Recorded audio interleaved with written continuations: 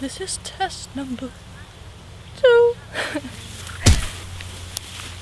If I were to choose between only having my iPhone camera or my DSLR camera that I use all the time, I really have no idea what I would choose, because phones are just genius for capturing memories and, you know, those little moments in life that you just want to remember. But I never really enjoyed just capturing moments. I always wanted to create them from scratch, so I'm kind of curious to see if I still can create the art that I want to create with my phone.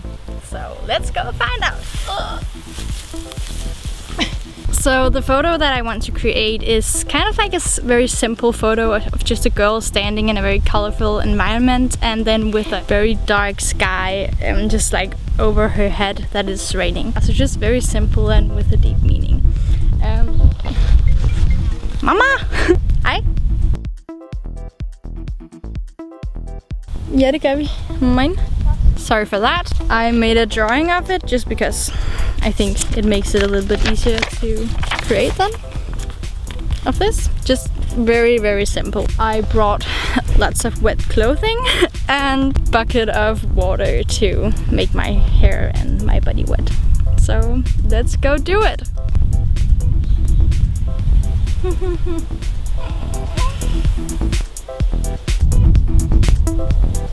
Now I have to put water on myself.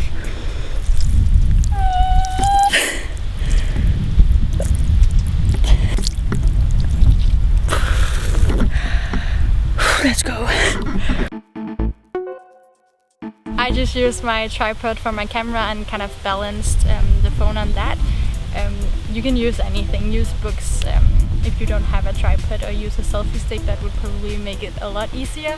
To shoot the image, I used the app Lightroom that you can get in your phone, for the one reason that you can shoot in RAW, which will just make it so much easier in the editing process, because you have a lot more information to work with, so you could pull the shadows up and stuff like that. So just do yourself a favor and use the app so you can shoot in RAW.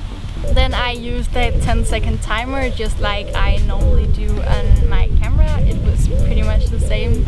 And I used grid lines. It will just make it easier to compose your shot, because you do not really want to crop it in the editing process after, because it is taken on a phone and the quality will be bad, so you don't really want to make it worse by cropping it in. Last thing, you really want to be very aware of the settings. You always want to do that, but for the same reason as you want to use grid lines, you want to really make sure that the settings are on point, because the quality is just worse. I think it is. And you don't want to have to do too much in the editing, because it will just ruin the image. So really try to make the settings perfect before you shoot. So here's the raw image that I took, and this is the final image edited and everything. So yeah, that was my tips for the shooting part.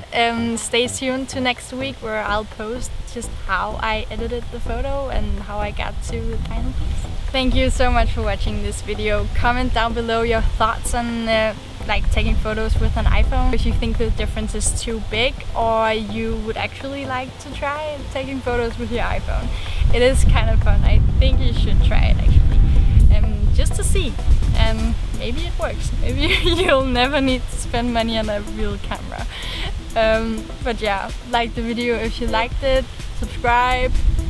It would just make me very happy, and until next time, bye.